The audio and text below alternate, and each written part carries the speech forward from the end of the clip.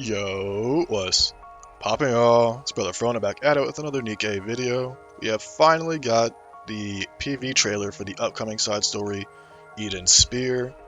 Now, I did already watch this trailer, so sorry if I can't, contain my giggles or whatnot, but obviously before watching it, when I did see the tweet originally go live, I expected it to have a lot of inclinations as to what the third anniversary units were potentially going to be, because typically when it comes to side stories in general in Nikke, we do not get them fairly often. We only get around like 2 a year, and they're typically right before the anniversary celebrations to kind of build the hype that typically they weren't able to do before prior to side stories being a thing in the game. Now, before we get into it, I will say, if you haven't seen my third anniversary speculation video, it's looking like that video is getting more and more true by the day, especially with this PV trailer. But anyways, with all that being said, just gonna go over the quick synopsis of this real quick before jumping into the other tab with the HD version on YouTube. Side story update: after being contacted by Dorothy, the Inherit Squad heads to the designated location and discovers Nihilist are there. To obtain information from her, Johan and Cecil begin thinking of ways to awaken her. What truth will be revealed? Enjoy the story in this fully voiced story content, Eden's Spear. In case you haven't done a side story before, all you need to do to be able to view them is just complete the campaign stage 615, and then you can go to the outpost and then the command center, and there'll be a designated area for the side story. But also on the home screen, when the update goes live, they'll have a little like new icon. You can just tap on it from there, from the home page, to access it from there. But with all that being said, let's go ahead and jump into the trailer, making sure my volume is low enough so I'm not, talking too quiet over it. But I think we're going to let this whole thing play out once first before talking about all things that they have hidden in here, so I'm not just pausing through this multiple times, because y'all know me. Once I put on that tinfoil hat, I just won't stop. But either way, let's do full screen and take a look. Yet, as with all things, naught proceeds according to one's designs. I ponder, Of course, the Eden Spear is it itself. too soon or just in time? As ever, we may do not but our best. Need I say more? You know. Johan, must I really explain to you how huge a deal it is that we've captured a heretic alive? Oh, Call the monk. what are they doing to my girl? Nihilist, man. Suddenly, there are an awful lot of guests in Eden. Sure are. So this is the monk you kept running into when I wasn't around. The one who never dies or something?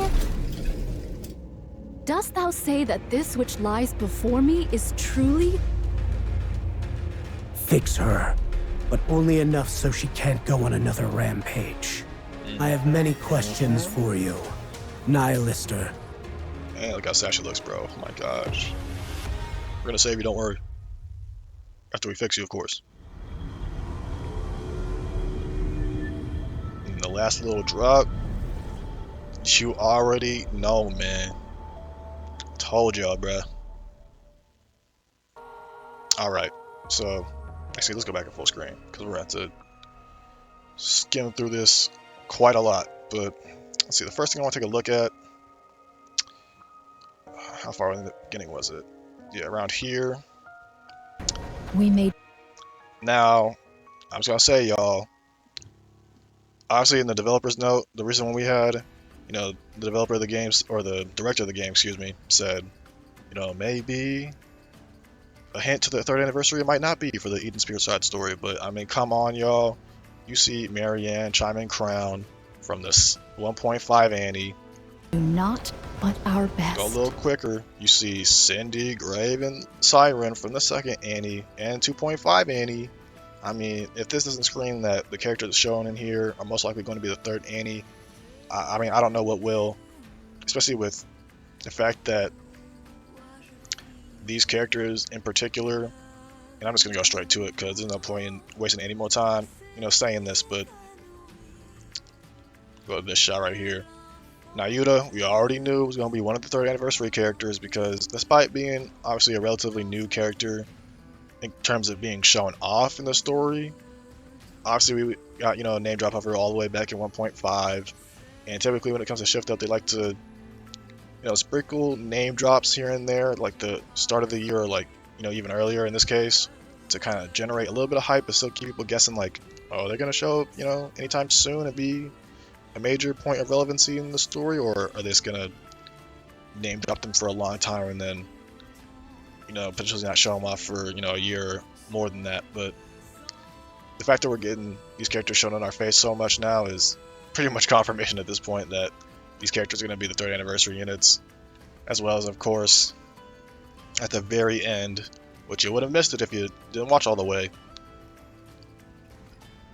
our girl Liberalia showing up at the cut last second to, like I said before, I mean, I already said this before this PV trial even came out. I pretty much guessed that this was going to happen, but I already knew Liberalia was in the area based on the last, story chapters because she was most likely trying to save Nihilister from captivity. But again, the fact that they have so much focus on these 2 characters, albeit briefly, is pretty telling that they're going to be the 3rd anniversary units. For the 4 Beast fans out there, I will say, we did not see them at all in this trailer, of course, so do keep that in mind if you still had any hopes for them being the 3rd anniversary units. And then, of course, we got, the rest of the Eden squad, which one of the things I didn't point out in the livestream information video was, at least in terms of like the Easter egg shown, was they had some imagery of course, the Inherit squad, as well as a cap that was on Noah's shield for, symbolizing Johan, of course. And I'm not sure if they had any imagery that was representative of Cecil, but I'm sure there was, if I look hard enough. But other than that, of course, the biggest thing outside of the fact that, Nayuta and Liberalia were shown off is, of course, Nihilister being in captivity. I'll just mute this so we don't have to worry about the sound, but of course, her being in captivity at Eden is going to be a major focus point of this side story. And I mean, Johan said it himself. Right here, fix her, but only enough so she can't go on another rampage. Now, I'm excited, of course, to hear him say this, but I'm also a little scared because it could mean one of 2 things. I mean, the one thing that we know for sure that's guaranteed is that in the future we're going to get a Nihilister alt, where she's actually, on humanity's side now, fully, instead of being, a cooperation pact with the commander when we got her in Liberation. But the only thing that I'm worried about, having said that, is that the fact that she might potentially be maybe the 3rd anniversary free SSR character, because we already know we're going to get a Pilgrim, of course, and just based on the recent story, there's only really so many options they can choose from. I'm pretty sure in my speculation video I said I anticipated Pinocchio, since, she's in like her childlike form right now. She has the ability to grow, so I assumed that we would get, Pinocchio in her child form right now, and then her adult form later on as like an actual summonable banner.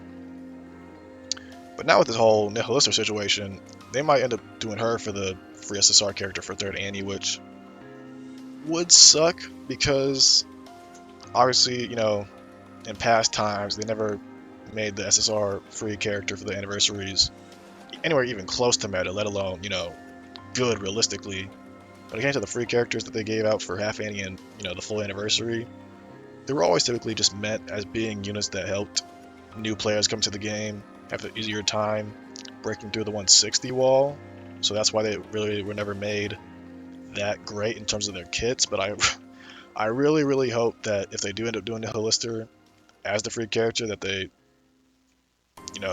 change things up for once and make her an actual good unit, because Nihilister got done the worst out of all the Liberation characters in the game, with there only being 4 of them, of course. And I know a lot of people will be definitely pissed off to see if she's the free character and having, a lackluster kit yet again. People would probably riot. So, I mean, like I said, if it was up to me, I would hope, we get, Pinocchio or something for the free character in her current form, and then that way we can get Nihilister alt at like a later point, maybe for like 3.5 or even 4.0 anniversary.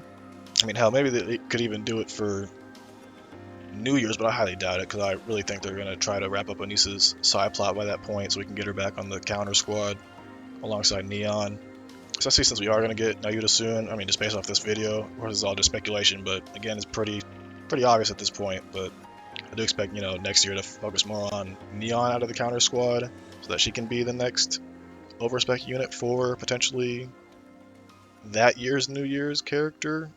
But either way, I do hope they at least treat Lister well with her alt version when we do get it. Hopefully it's not another situation of a bad kit, because I would definitely be upset and pretty mad, to be honest, because, I mean, I feel like it's pretty safe to say that, she's not going to get a treasure, with her liberation form that we have in the game currently, because if they're trying to fix her, I assume that's going to, end up giving her a whole, not like a whole, but like a decent redesign.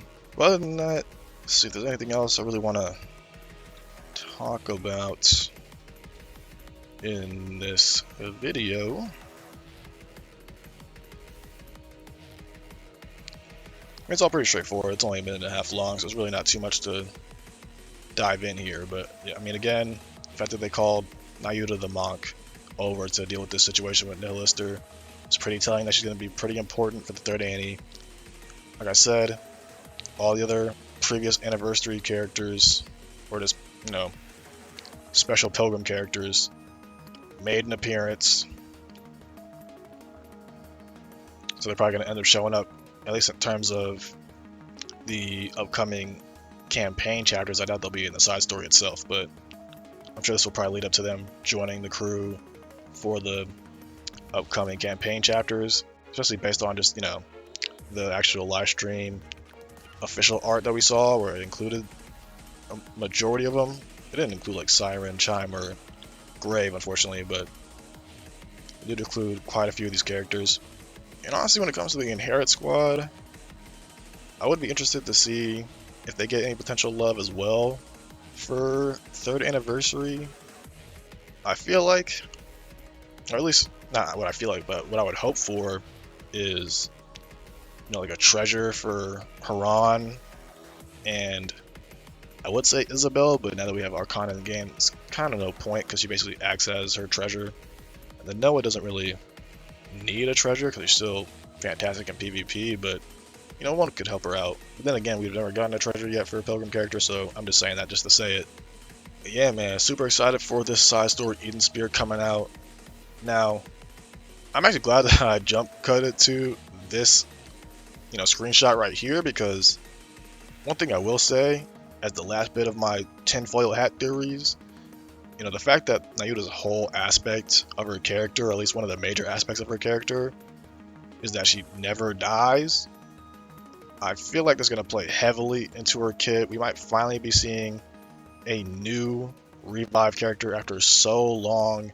I mean, I could be wrong, but I'm pretty sure we haven't gotten a revive character since Christmas Aunt.